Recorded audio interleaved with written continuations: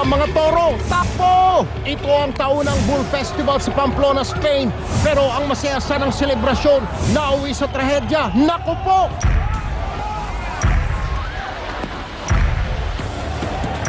Tatlong tao ang sugatan matapos araruhin ng mga nakawalang toro. Sus Maria! Tao laban sa tao, yan naman ang eksena sa labas ng isang korte sa Florida sa Amerika. Nauna pang manugod si Super Lolo na isang testigo. Ang babaeng ito naman, umawat na nga sa away, siya pang nasapak.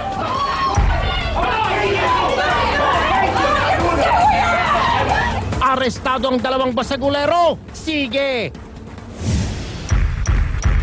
At sa zona ito sa New York, ang tigre, ibon, giraffe, zebra at unggoy, abay, gawa pala sa laro ang Lego. Layon daw nito ipaliwanag ang mga pagsubok na pinagdadaanan ng mga hayop araw-araw.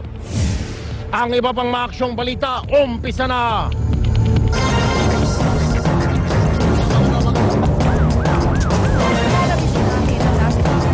Partner, mga kapatid, simula So whether or not sasagutin.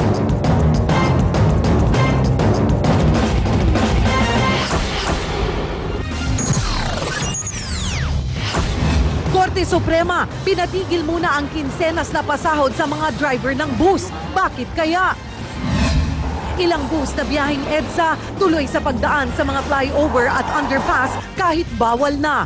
MMDA Chairman Francis Tolentino na nermon. Para iwas traffic sa EDSA, pila sa MRT dumoble. Presyo ng produktong petrolyo tumaas ng halos 2 piso kada litro.